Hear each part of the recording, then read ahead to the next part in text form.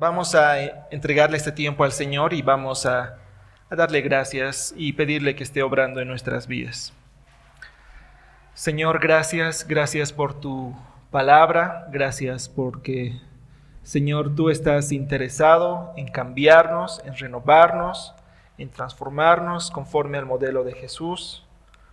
Y como meditábamos en el tiempo de la Santa Cena, esto no es solamente un ejercicio individual, sino también incluye nuestra relación con otros, nuestra relación con la iglesia. Señor, ayúdanos a renovar nuestro entendimiento, a pensar en las verdades eternas que tú has establecido en tu palabra. Ayúdanos a no separar lo que tú nos separas, Señor, que es nuestras convicciones, nuestra fe, la confianza que tenemos en ti, con la vida que vivimos en el día a día, más allá de estas cuatro paredes, más allá incluso cuando no estamos con nuestros hermanos físicamente, Señor. Ayúdanos y ayúdame a mí también, Señor, a hacer la exposición de manera clara y de manera bíblica, Señor. En el nombre de Jesús. Amén. Bien, esta es una segunda parte de un sermón que comenzamos hace ya creo varias semanas y o tal vez meses. ¿Sí? Voy a estar usando la Biblia de las Américas y hemos titulado el Evangelio según Santiago. Vamos a leer el capítulo 4 desde el verso 1 hasta el verso 10.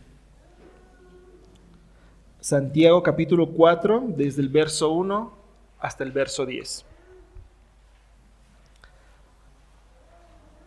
¿De dónde vienen las guerras y los conflictos entre vosotros? ¿No vienen de vuestras pasiones que combaten en vuestros miembros? Codiciáis y no tenéis, por eso cometéis homicidios. Sois envidiosos y no podéis obtener, por eso combatís y hacéis guerras. No tenéis porque no pedís, pedís y no recibís, porque pedís con malos propósitos para gastarlo en vuestros placeres. Oh almas adúlteras, ¿no sabéis que la amistad del mundo es enemistad hacia Dios? Por tanto, el que quiere ser amigo del mundo se constituye enemigo de Dios. ¿O pensáis que la Escritura dice en vano, Él celosamente anhela el Espíritu que ha hecho morar en nosotros? Pero Él da mayor gracia. Por eso dice, Dios resiste a los soberbios, pero da gracia a los humildes. Por tanto, someteos a Dios, resistid pues al diablo y huirá de vosotros. Acercaos a Dios y Él se acercará a vosotros. Limpiad vuestras manos, pecadores, y vosotros de doble ánimo, purificad vuestros corazones. Afligíos, levantad y llorad, que vuestra risa se torne en llanto y vuestro gozo en tristeza. Humillaos en la presencia del Señor, y Él os exaltará. Recordemos, como dice el versículo 1 del capítulo 1 de este libro de Santiago, que esta carta iba dirigida a creyentes judíos que estaban dispersos, no estaban físicamente en Judea, porque estaban sufriendo persecución. Entonces estaban en un contexto difícil. Y enseguida, conforme vayamos desarrollando, vamos a notar por qué esto es una variable crítica, ¿sí?, a tomar en cuenta para nuestra fe. Notarán que lo que Santiago hace en el pasaje que hoy estamos retomando es recordar el Evangelio a la iglesia, a los creyentes. Como habíamos dicho antes, en esa sección Santiago va a poner el dedo en la llaga de una manera bastante incómoda. El verso 4, algunos dicen que es muy difícil de digerir, entendiendo que los destinatarios son creyentes, pero a la vez de manera necesaria. A lo largo de la carta, Santiago va a hablar de las implicaciones prácticas de la fe verdadera. Santiago va a afirmar que la fe que profesamos va a afectar nuestra conducta. Conforme a nuestra fe, nosotros deberíamos actuar. Y si no es así, incluso probablemente no profesamos una fe genuina y verdadera en Cristo. Como dicen nuestros boletines, la verdad principal es la siguiente. En su necedad, el ser humano buscará apuntar hacia afuera cuando el principal problema está dentro nuestro. Dios llama al hombre que se humille y se acerque a Dios, sometiéndose a su voluntad. Es un llamado de arrepentimiento al que todos respondemos de dos posibles maneras. Soberbia, continuar resistiéndonos a la voluntad de Dios, o humildad, sometiéndonos al señorío de Cristo, entendiendo que solo Dios puede purificar nuestros corazones. Y el punto 4, que era el punto que desarrollamos en la anterior oportunidad, vimos los primeros 4 versículos. Santiago pregunta: ¿de dónde vienen las guerras, los conflictos entre vosotros? ¿No vienen de vuestras pasiones que combaten en vuestros miembros? Codiciáis y no tenéis, por eso cometéis homicidios. Sois envidiosos y no podéis obtener, por eso combatís y hacéis guerra. No tenéis porque no pedís.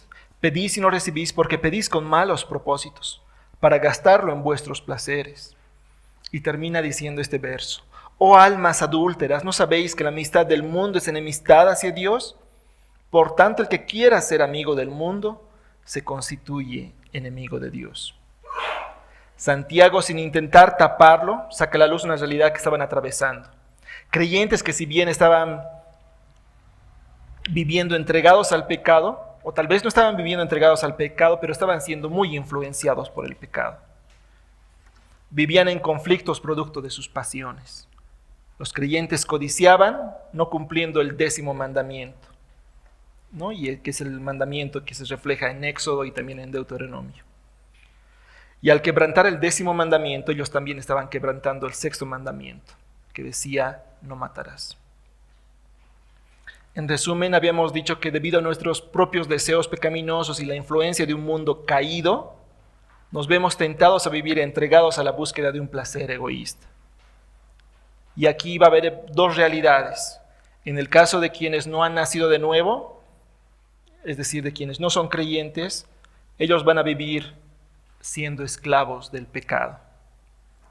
Eso es lo que la Biblia enseña. Es una verdad difícil de aceptar, pero es así. Esa es una realidad, es una verdad que la Biblia enseña. Entonces, ya sea que el no creyente esté consciente de esto o no, acepte esta verdad o no, así es. El no creyente es esclavo del pecado. Y la otra realidad tiene que ver con quienes sí son creyentes. Como decíamos al principio, Santiago de manera directa está apuntando este mensaje a creyentes judíos que estaban en la diáspora. La diáspora era conocido por que ellos habían tenido que salir de Judea, ¿no?, a alguna otra parte del Imperio Romano.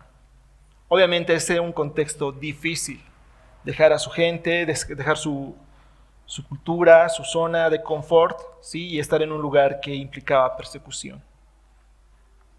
Y además estar influenciado por tanta idolatría, ¿no?, en el contexto del Imperio Romano. Ellos no la estaban pasando bien.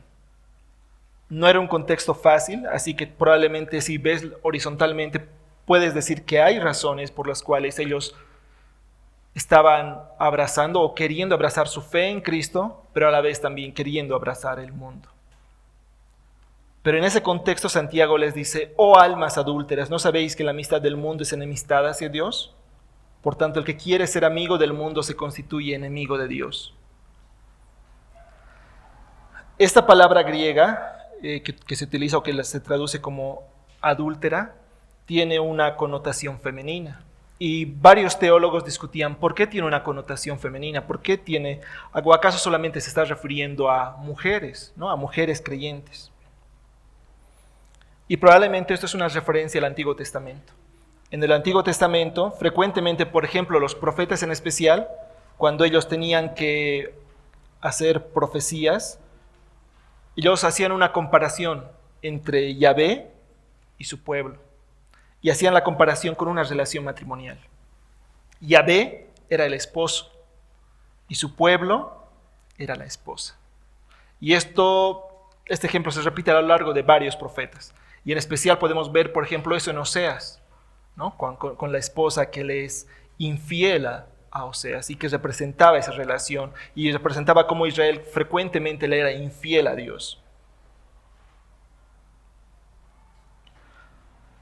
Cuando el pueblo se iba atrás de otros dioses, Dios veía eso como una infidelidad. No era algo que Dios dejaba pasar. Y ponía el ejemplo de una mujer siéndole infiel a su esposo. Y ahora Santiago está tomando este ejemplo y está diciendo, el buscar la amistad con el mundo, Dios lo cataloga, lo pone en la categoría de adulterio espiritual. Es decir, con Dios no hay medias tintas. Dios nos ha llamado a una vida radical donde nuestra fe afectará nuestros pensamientos y debe afectar nuestra conducta. Y esto obviamente tiene varias implicaciones, porque en realidad está apuntando a vidas transformadas, a vidas con una dirección diferente.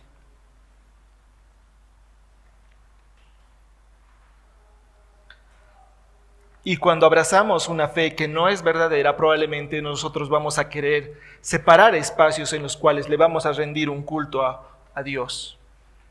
Pero no vamos a querer que nuestra vida en sí sea rendida al Señor.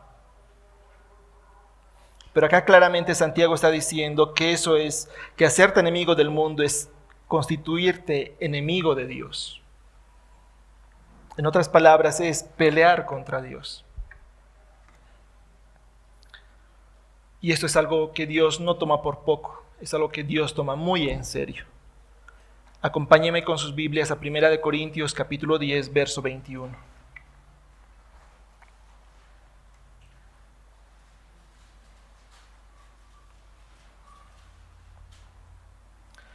No podéis beber la copa del Señor y la copa de los demonios.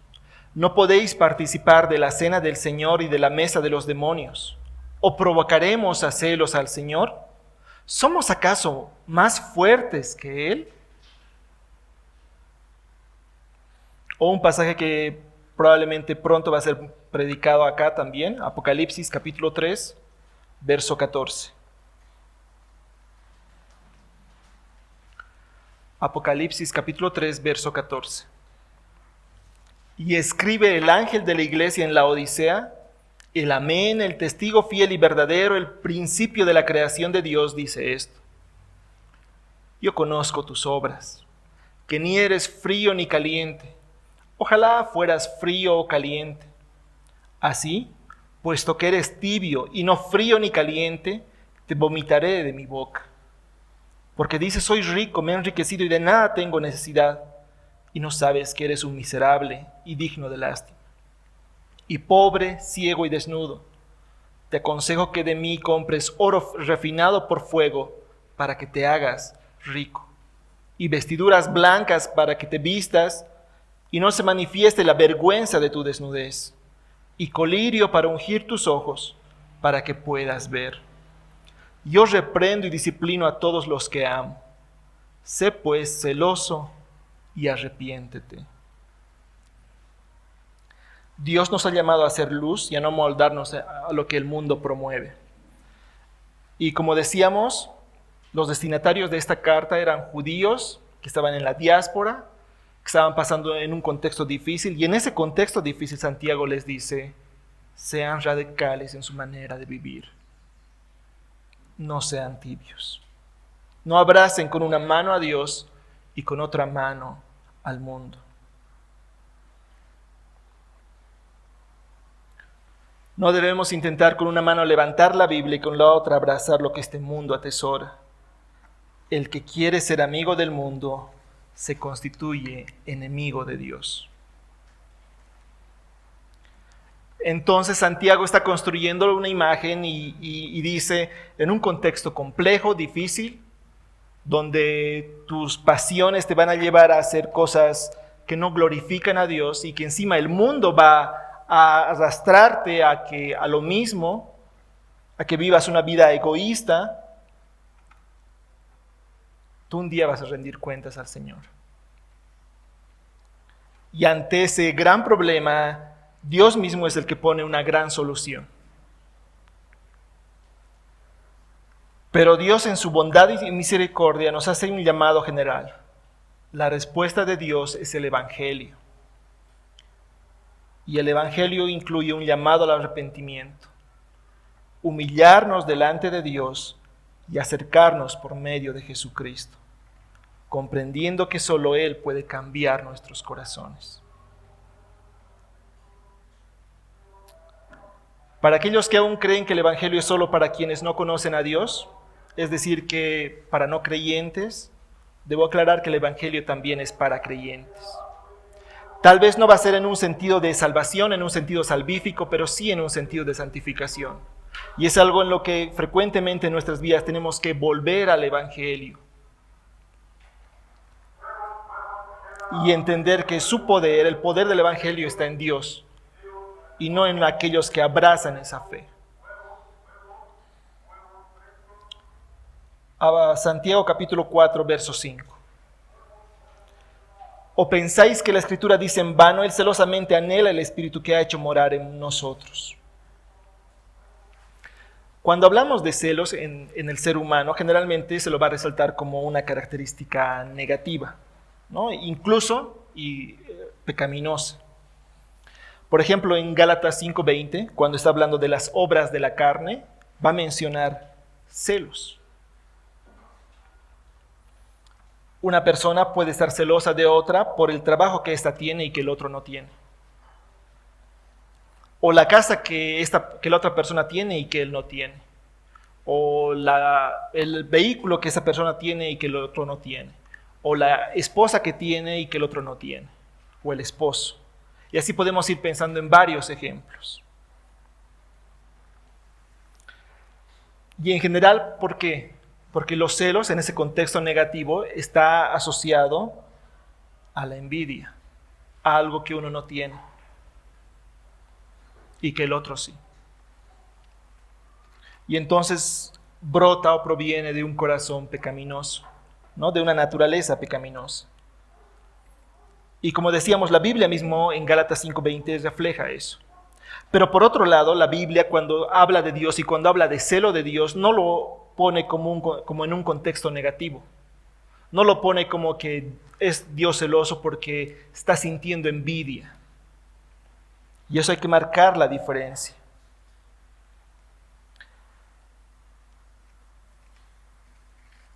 Cuando se habla de celo de Dios, no es un contexto negativo. No es un exceso de parte de Dios. Más bien que Él tiene todo el derecho sobre su creación.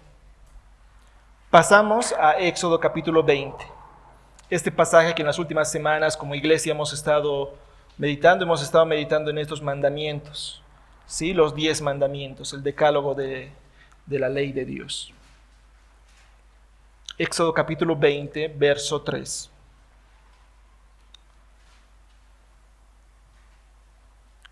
Dos mandamientos que voy a leer. Verso 3. No tendrás dioses ajenos delante de mí. Y el otro mandamiento, no te harás imagen ni ninguna semejanza de lo que esté arriba en el cielo, ni abajo en la tierra, ni en las aguas debajo de la tierra. No te inclinarás a ellas, ni las honrarás. Porque yo soy Yahvé, tu Dios fuerte, celoso. Cuando se trata de Dios, no es que Dios es celoso o envidioso porque alguien tiene algo que Dios quiere o que Dios necesita, sino que más bien es Dios celoso porque a Él le pertenece todo. Por ejemplo, la adoración a otros dioses le pertenece y solamente Dios es digno de esa adoración, de esa alabanza. Lo mismo con el servicio que podemos dar, porque solamente Él es digno. Y el ejemplo que voy a dar a continuación lo he sacado de una página de preguntas y respuestas en internet. Si un esposo ve a otro hombre coqueteando a su esposa, él tiene razón para ponerse celoso. ¿Por qué? Porque él es el único que tiene derecho de cortejar a su esposa. Y este tipo de celo es un celo correcto, no es un celo pecaminoso. Más bien es un celo apropiado. Estar celoso de algo que Dios dice que te pertenece es bueno y correcto. Los celos son pecado cuando son un deseo de algo que no te pertenece. Y en este sentido hacemos la pregunta, ¿qué es lo que no le pertenece a Dios? ¿Todo le pertenece a Dios? Nosotros mismos le pertenecemos. Somos propiedad suya. Y acá ni siquiera estoy haciendo la separación o la discriminación entre ser hijos y ser creación. Aun si eres creación de Dios, le perteneces. Otro pasaje que podemos revisar también en Éxodo es en el capítulo 34. Éxodo capítulo 34.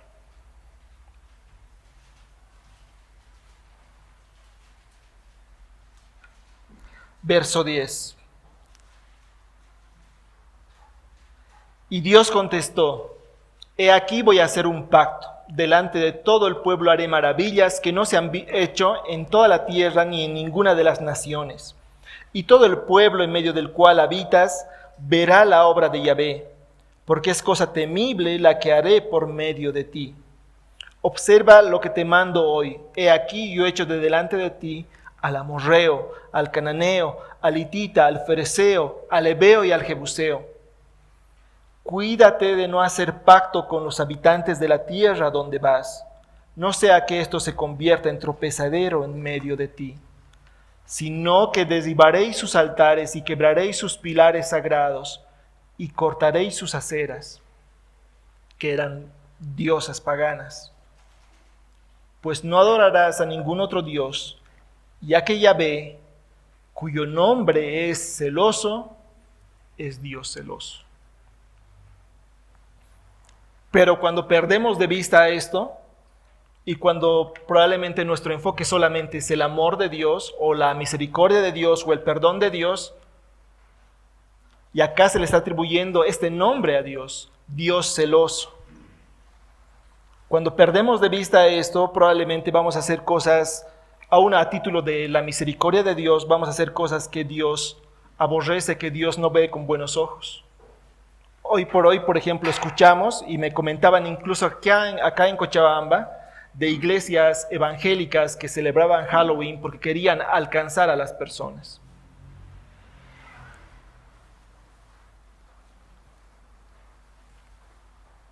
Y todavía creían que estaban haciendo la voluntad de Dios. Volviendo a Santiago 4:5. ¿O pensáis que la Escritura dice en vano, Él celosamente anhela el Espíritu que ha hecho morar en nosotros? ¿Está mal Dios por celarnos y anhelar el Espíritu que Él ha hecho morar en nosotros? ¿Cómo se supone que Dios debería obrar al respecto o actuar al respecto o ser indiferente ante esto? Si no sería celoso en esto, Él estaría mostrando su amor con nosotros. Y claramente la respuesta es no. Hay algunas discusiones en este versículo respecto a la palabra espíritu. ¿A qué espíritu se refiere? Si al espíritu, al aliento de vida o al Espíritu Santo, cuando la persona nace de nuevo. Pero independientemente de a quién se refiera, lo que aquí está queriendo mostrar es el celo que Dios siente. Y un celo otra vez que no es pecaminoso, sino que es correcto. Le pertenecemos a Él.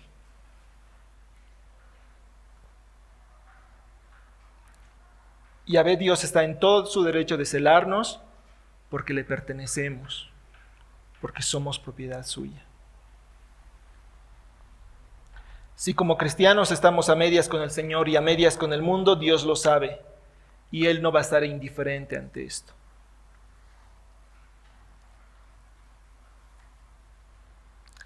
Y aquí llega uno de esos versículos que sin duda son de ánimo para todo creyente. Verso 6. Pero Él da mayor gracia. Por eso dice, Dios resiste a los soberbios, pero da gracia a los humildes. Realmente este versículo tiene muchas implicaciones y probablemente me voy a sentir al final frustrado por no poder explicarlo tan bien como este versículo merecería que lo explique. Yahvé Dios da mayor gracia. Como ya habíamos dicho en varias oportunidades, Santiago va a hacer muchos paralelos, muchas referencias al Antiguo Testamento. Y también hay muchas referencias y mucha relación con Primera de Pedro. Pasamos a Isaías 54. Isaías capítulo 54.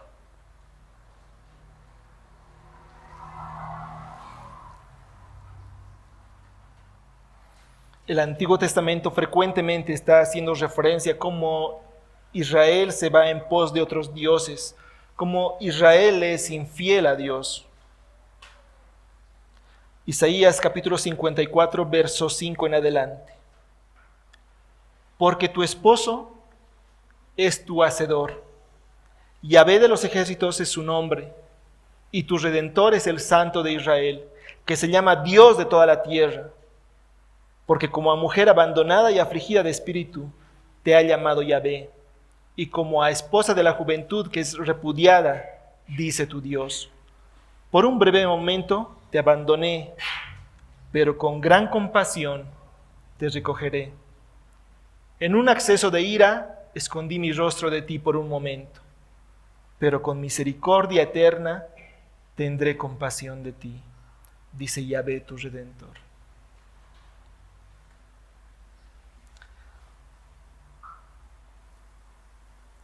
Y si bien va a llegar el momento en que pensemos sobre si nosotros somos soberbios o somos humildes, primero quiero hacer énfasis en, pero Él da mayor gracia. Al principio, antes de esto, ha mencionado cómo nuestra carne muchas veces nos trae conflictos, ¿no? Lo que nosotros hablamos, lo que nosotros pensamos, incluso cómo se refleja en lo que nosotros oramos y luego no recibimos del Señor. Porque son oraciones que están en función a nuestras pasiones. No oramos buscando la voluntad de Dios en ocasiones. Y en ese contexto negativo, en ese problema en el que nosotros estamos metidos, en el que el ser humano está metido, dice, pero Él da mayor gracia. Y es interesante cómo cuando se trata de salvación, los reflectores, el énfasis, siempre apuntan a Dios. No es a los creyentes, no es a los cristianos. Por eso hay que tener mucho cuidado, por ejemplo, cuando hablamos de héroes de la fe. Y no digo que sea un término incorrecto. Pero ¿quién los ha capacitado? ¿Quién los ha transformado si no ha sido Dios? Y la gloria otra vez es para Dios.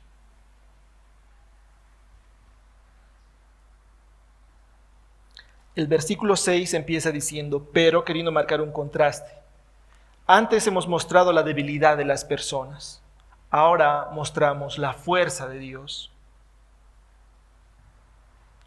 Spurgeon decía al respecto, note ese contraste, lo orgullosos que somos, lo humilde que es el Señor. Lo mucho que nosotros fallamos, lo infalible que es Él. Lo cambiantes que podemos ser, lo inmutable que Él es. Lo poco pacientes que somos con otros, lo paciente que es el Señor con nosotros. Lo que nosotros no podemos hacer aún con nuestros mejores esfuerzos, Dios lo puede hacer con nosotros. Pero Él da mayor gracia. Y Spurgeon continúa diciendo, el pecado busca entrar, la gracia cierra la puerta.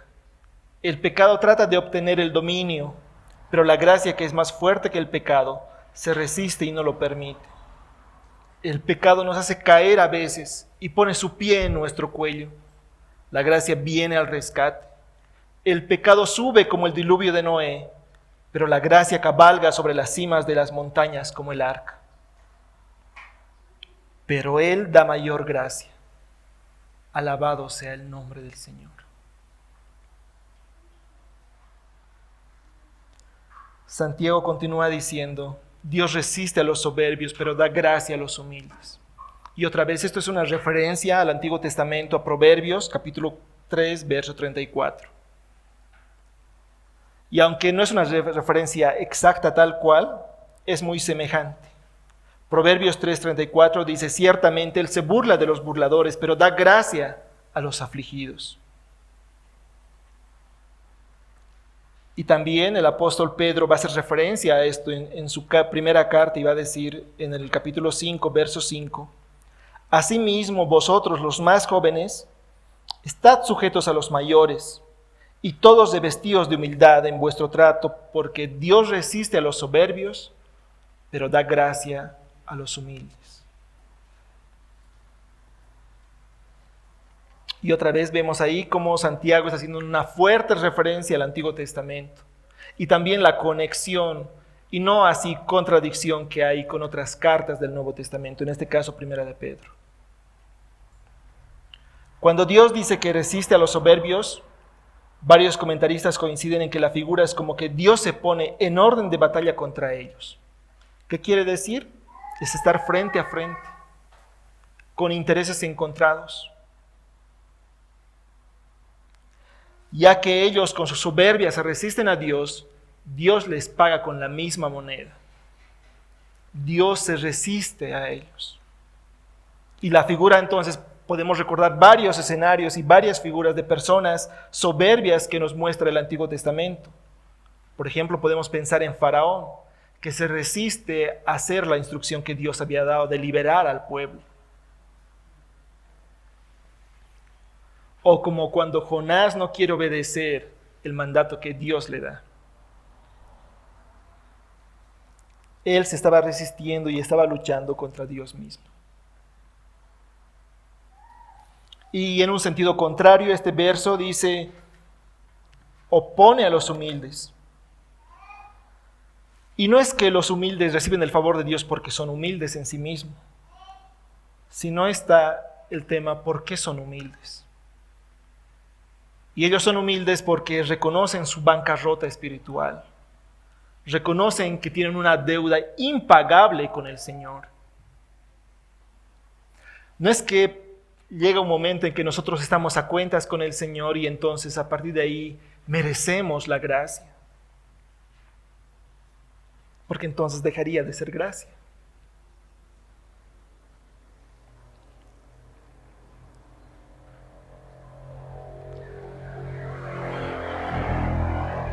Lucas capítulo 18.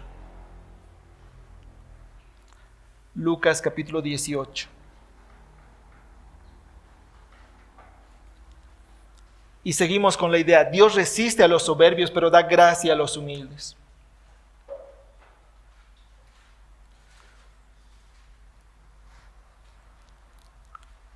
Jesús está dando esta parábola y dice versículo 9, Lucas 18, versículo 9.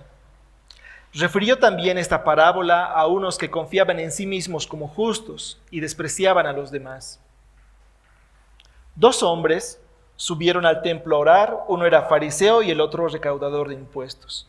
El fariseo puesto en pie oraba para sí de esta manera: Dios, te doy gracias porque no soy como los demás hombres, estafadores, injustos, adúlteros, ni aun como este recaudador de impuestos. Yo ayuno 2 veces por semana, doy el diezmo de todo lo que gano. Pero el recaudador de impuestos, de pie y a cierta distancia, no quería ni siquiera alzar los ojos al cielo, sino que se golpeaba el pecho y diciendo: Dios, ten piedad de mí, pecador. Os digo que éste descendió a su casa justificado, pero aquel no. Porque todo el que se ensalza será humillado, pero el que se humilla será ensalzado. Dios resiste a los soberbios, pero da gracia a los humildes.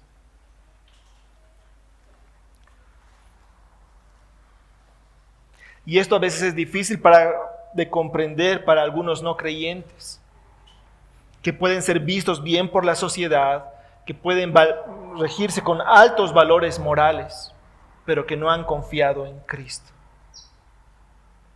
Porque a sus ojos muchas veces ellos se merecen el favor de Dios.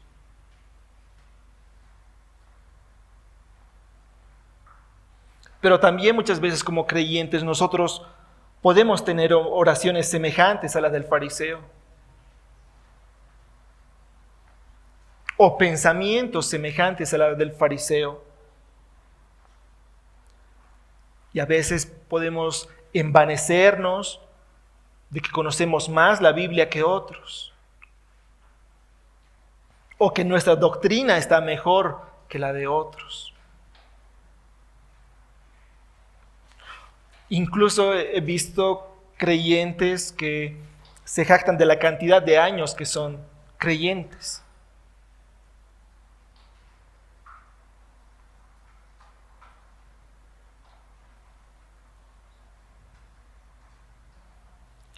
Jesús, cuando hace sus bienaventuranzas, dice: bienaventurados los pobres en espíritu, pues de ellos es el reino de los cielos. Bienaventurados los que lloran, pues ellos serán consolados. Bienaventurados los humildes, pues ellos heredarán la tierra.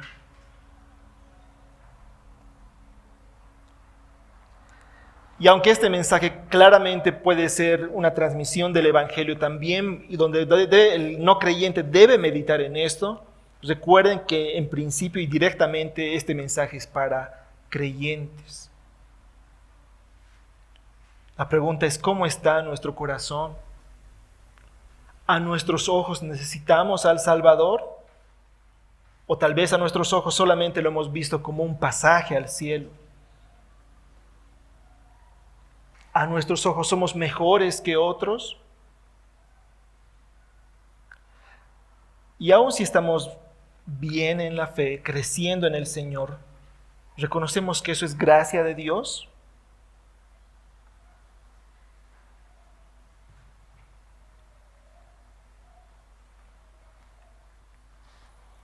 Una característica para el creyente tendría que ser la humildad. Pero no en un sentido de decir cuán humilde que soy, ¿verdad? Sino en el ejemplo en mi hogar, el ejemplo en la iglesia.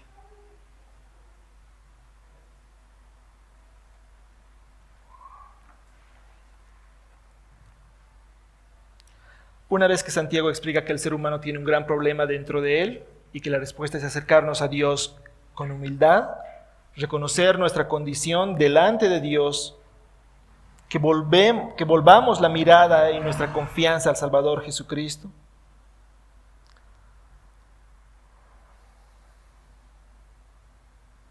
Y que esto no implica solamente hacer una profesión superficial de fe, hacer una oración del pecador y continuar con la vida como antes vivíamos, sino que implica radicalidad.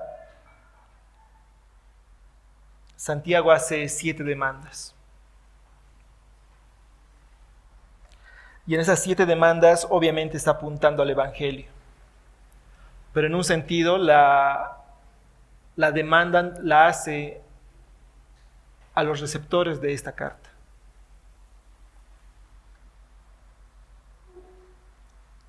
Has pecado, has fallado, aun cuando eso haya sido en un mundo caído, del cual también sufres tú las consecuencias.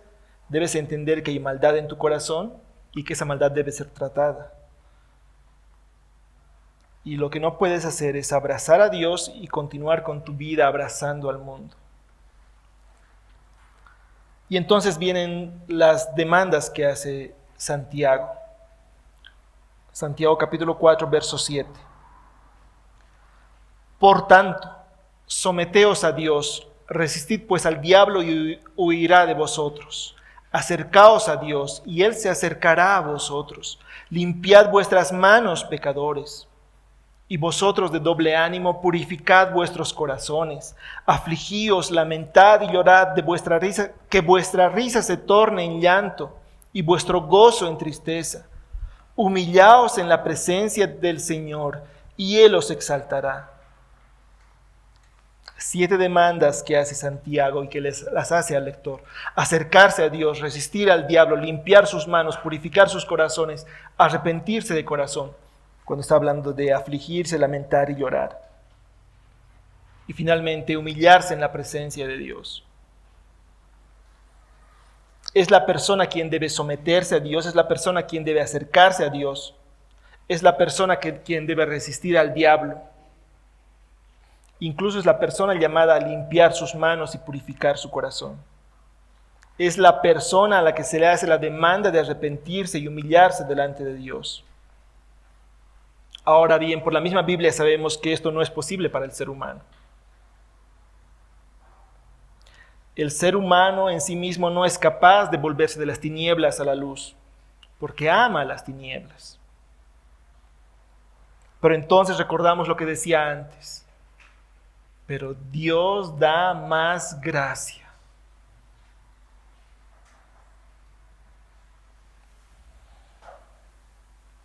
Dios da mayor gracia. Cambia nuestros corazones y permite que nazca una voluntad que antes no había. Una intencionalidad de nosotros de someter nuestra voluntad a la voluntad de Dios. Y obviamente para eso primero será que conozcamos cuál es la voluntad de Dios.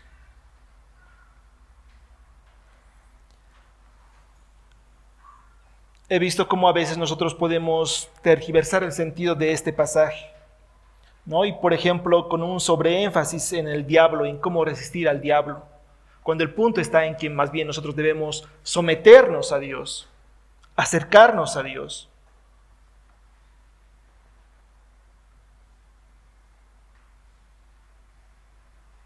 El énfasis no es tanto el tema de la resistencia al diablo, sino el énfasis es someternos y acercarnos a Dios. Salmo 91 dice: el que habita al abrigo del Altísimo morará bajo la sombra del Omnipotente. Diré yo a Yahvé, refugio mío y fortaleza mía, mi Dios en quien confío. Ahora acá la demanda de arrepentimiento es a la persona. No es Dios quien debe de arrepentirse. Por tanto, debe haber una voluntad, una intencionalidad de parte de la persona. Pero también ten por seguro que si ha habido esa intencionalidad en ti, es porque Dios ya ha obrado en tu corazón antes. Y va a seguir obrando. Pero Dios da mayor gracia. Así sea de una forma o de otra, la gloria es para Dios. Porque es Dios quien está obrando en los corazones de las personas.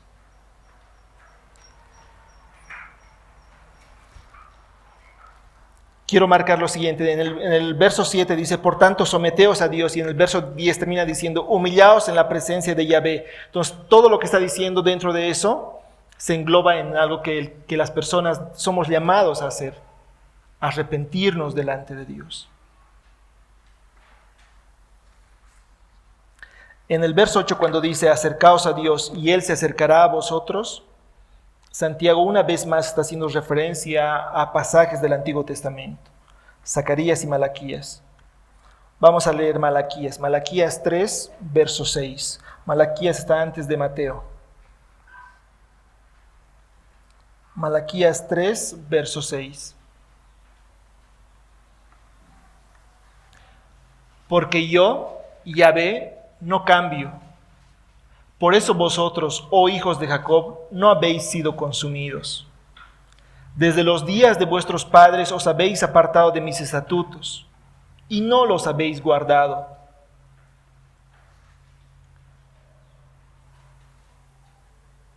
Volved a mí y yo volveré a vosotros, dice Yahvé de los ejércitos.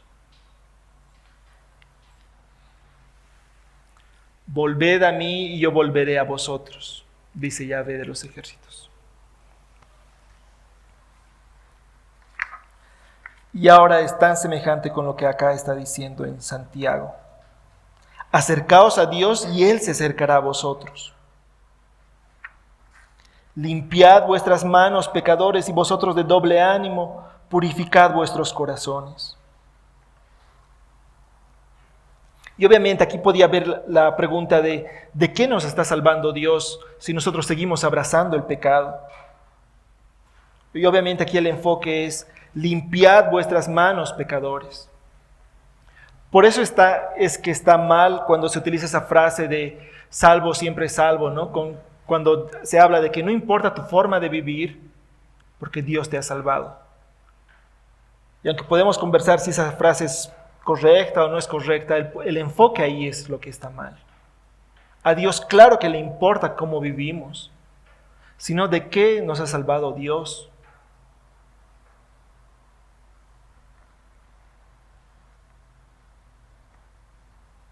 Estas 7 demandas que hace Santiago al lector y por extensión a nosotros Comienzan con someterse a Dios y terminan con humillarnos en la presencia de Dios.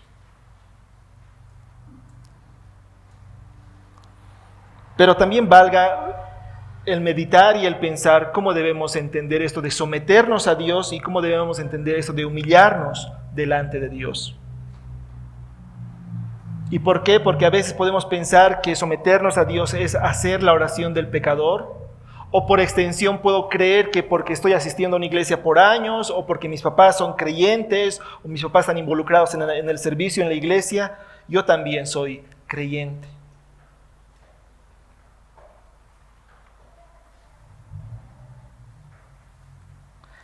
Para entender esto voy a contar algo, y algo respecto a los lobos. Sabemos que en las manadas de lobo pueden darse disputas, y generalmente las disputas van a tener que ver con el liderazgo, ¿no? El liderazgo de la manada de los lobos. Cuando estas disputas se dan, cuando un lobo va perdiendo la pelea con otro lobo y entiende que ya no tiene posibilidades de ganar, el lobo perdedor se pone en actitud de sumisión. Postura baja, ligeramente agazapado, mantiene sus orejas atrás, mantiene su cola baja, pero lo que es más impresionante aún, ofrece apaciblemente la yugular al oponente. Como diciendo, perdí, acabemos con esto de una vez. Pero a la vez, en ese momento tiene lugar algo increíble. El lobo ganador se paraliza, tiene la yugular ahí, y es como si el lobo ganador entendiera que el lobo perdedor ya no va a ofrecer resistencia, y que también el lobo perdedor sigue siendo alguien de la manada, y lo deja con vida. Someterse a Dios significa ponerse bajo su señorío y por tanto esforzarnos por obedecerle en todo.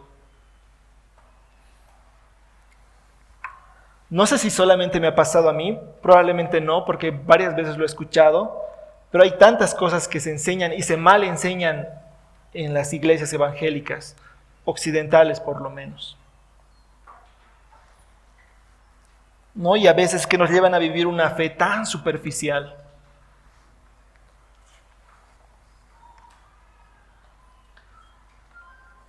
Donde seguimos viviendo como antes vivíamos, seguimos tras lo que antes seguíamos, persiguiendo nuestros sueños, nuestras pasiones, las cosas que nos hacen sentir bien, y queremos añadir a esa forma de vida nuestra fe en Dios. Otra cosa que también me habían mal enseñado, o tal vez yo he mal aprendido o he mal entendido, es separar la salvación y verlo a Jesús como mi Salvador, pero no verlo como mi Señor. Y decir, sí, el Señor Jesús es mi Salvador, pero todavía no es mi Señor. La Biblia no enseña tal cosa. Cuando nos están llamando al arrepentimiento, nos están llamando a someternos al señorío de Cristo. Al entender que nosotros estamos en esa condición de ese lobo perdedor, no vamos a ganar. Y entonces le ofrecemos la yugular, le ofrecemos nuestras vidas.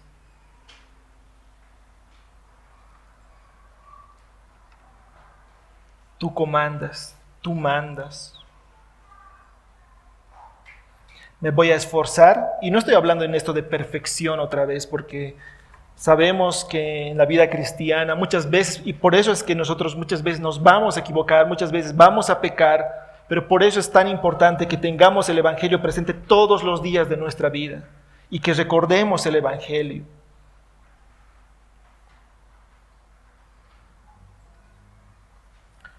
Santiago 4, verso 9.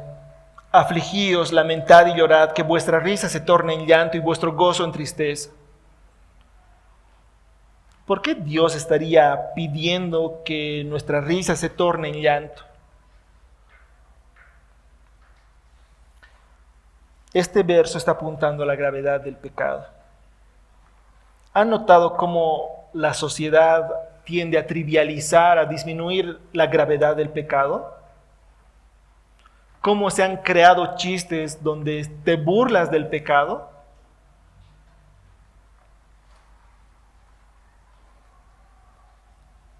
Pero Dios no lo ve así. Proverbios capítulo 10, verso 23. Como diversión es para el necio el hacer maldad, y la sabiduría lo es para el hombre de entendimiento. Eclesiastés 7:6. Porque como crepitar de espinos bajo la olla, así es la risa del necio. Y también esto es vanidad. Y como dice el Salmo 51, el pecado en definitiva es una ofensa en contra de Dios. Obviamente podemos pecar y dañar a otras personas, pero en definitiva el pecado es una ofensa en contra de Dios mismo. Por tanto, Dios no trivializa el pecado. Dios no minimiza el pecado, sino por qué Cristo tendría que haber pasado por lo que ha pasado. Lucas 6:25.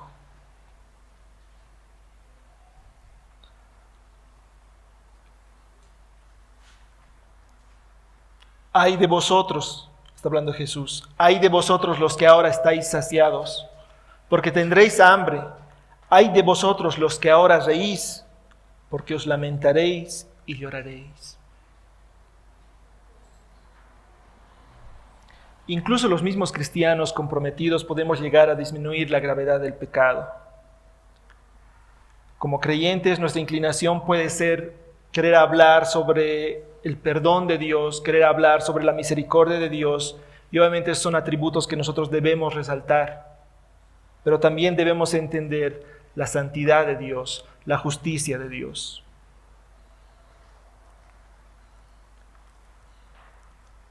Pero en todo esto hay una gran esperanza. Escucha bien esto. No ha habido persona que se haya vuelto de corazón a Dios y que Dios le haya echado fuera. Repito. No ha habido persona que se haya vuelto de corazón a Dios y que Dios lo haya echado fuera. Porque el sacrificio de Cristo en la cruz ha sido 100% eficaz. No medianamente eficaz, no poco eficaz, 100% eficaz.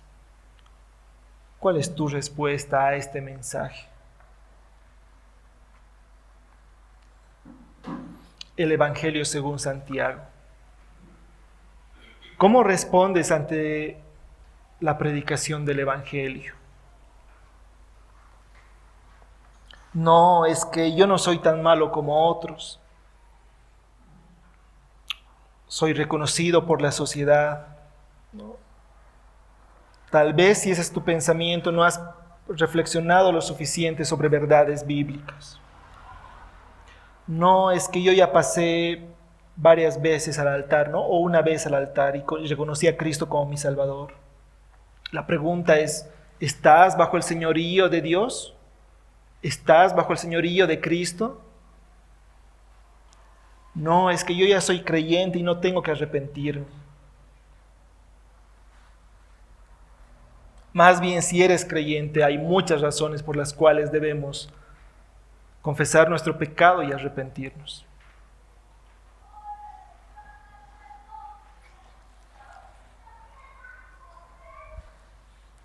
Cuando comenzaba mi vida cristiana y veía a predicadores que eran o muy famosos, muy conocidos, o que tenían mucho tiempo en el Evangelio y guiando iglesias, y a veces escuchaba a algunos de ellos enseñar y predicar, yo llegué a pensar que fruto de nuestro crecimiento espiritual iba a haber un momento en el cual iba a ser, por así decir, más inmune al pecado, ¿no? Que ya no me iba a tener que cuidar tanto como me tenía que cuidar al principio. Pero más bien he notado que es al contrario. Conforme vamos madurando y creciendo en el Señor, primero nos vamos dando cuenta lo débiles que somos y cuánto necesitamos al Señor. Entonces cada vez me doy cuenta las cosas que todavía arrastran mis pensamientos, mi corazón, las cosas que el Señor quiere ir transformando, quiere ir cambiando. y la necesidad que tengo del señorío del Señor, mi Salvador.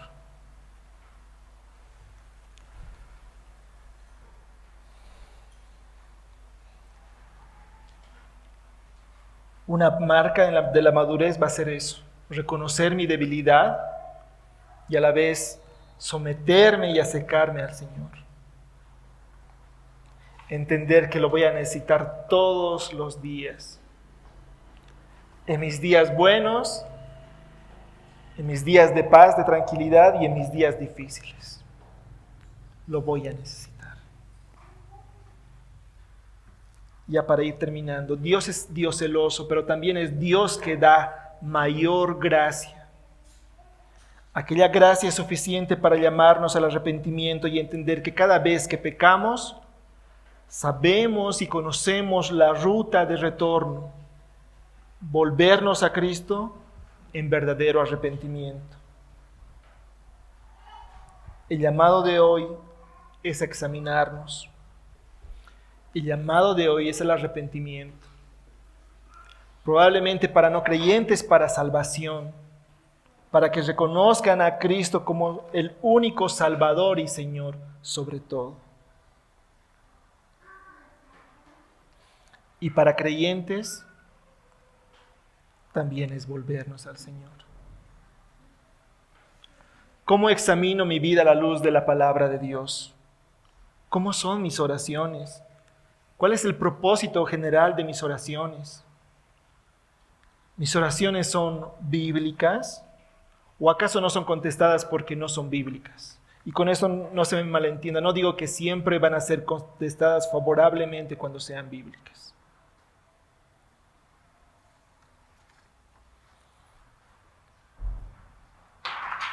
A veces es de tanto ánimo escuchar orar a hermanos o hermanas que han estado con el Señor, que están buscando al Señor.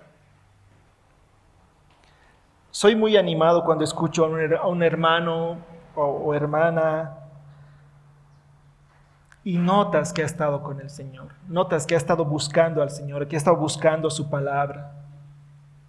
Y su oración primero es en humildad, reconociendo su condición, no solamente pidiendo, como a veces yo lo estoy haciendo.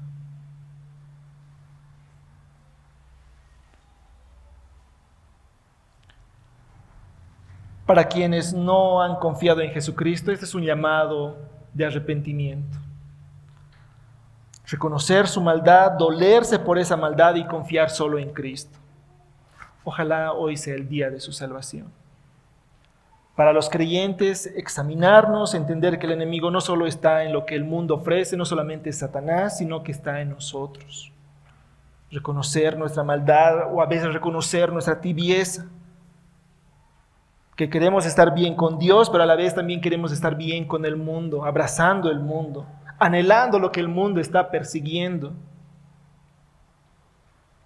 ¿Hay alguna posibilidad real de que las palabras "oh almas adúlteras" sea de parte de Dios para nosotros?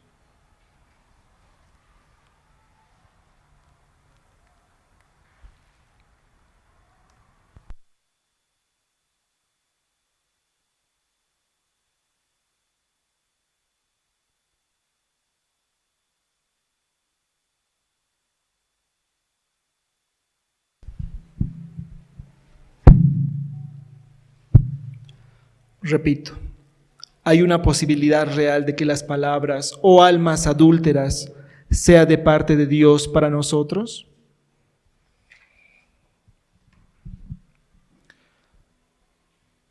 Tomo las palabras de Spurgeon, de Charles Spurgeon, una vez más. Él nos amó a los más indignos, que no teníamos ningún derecho a tal amor. No había nada que amar en nosotros. Y sin embargo, Él nos amó y nos amó cuando estábamos muertos. Y nos dio vida, y vida en abundancia.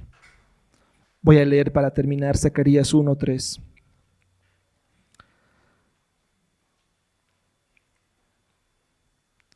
Diles pues, así dice Yahvé de los ejércitos: volveos a mí, declara Yahvé de los ejércitos, y yo me volveré a vosotros, dice Yahvé de los ejércitos.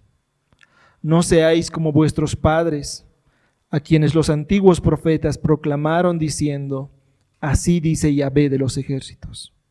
Volveos ahora de vuestros malos caminos y de vuestras malas obras. Pero no me escucharon ni me hicieron caso, declara Yahvé.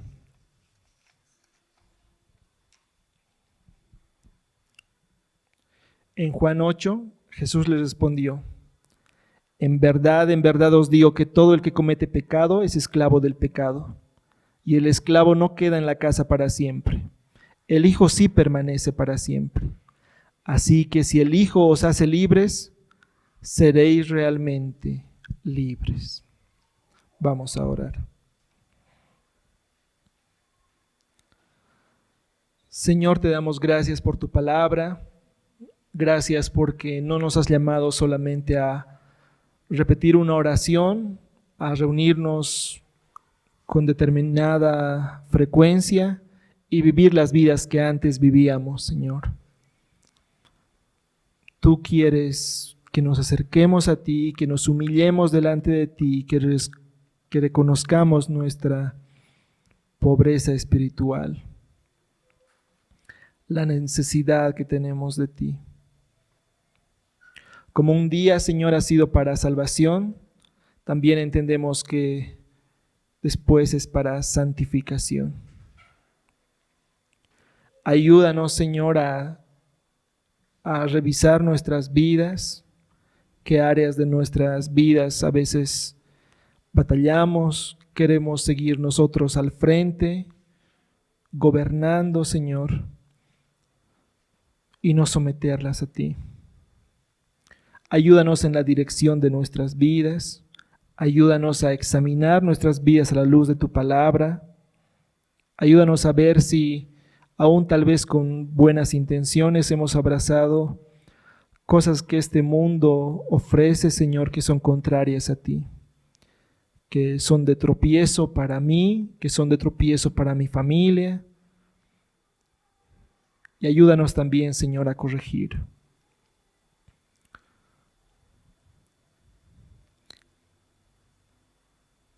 Qué terrible sería escuchar de parte tuya que esas palabras o almas adúlteras sean dirigidas a nosotros.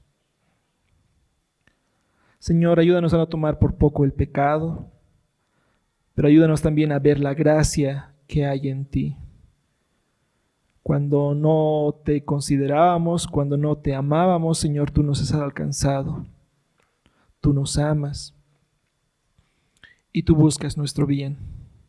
Señor, ayúdanos a acercarnos más a ti, a no ser de doble sentir en esto, a reconocer nuestra debilidad, pero también buscarte, Señor, y entender que tú nos das la fortaleza para avanzar.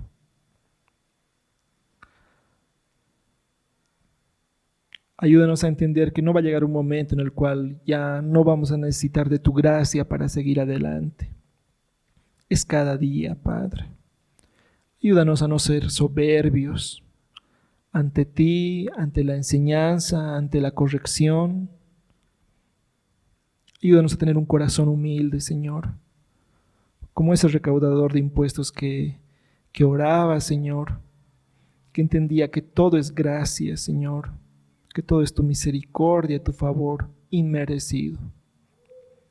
Y gracias por el Evangelio, gracias por el plan que tú tienes, gracias por la iglesia, Señor, porque también la iglesia nos motiva, nos anima, Señor, nos ayuda incluso a corregir, a mejorar o aún a extender gracia a otros, Señor. Gracias, Padre. En el nombre de Jesús. Amén.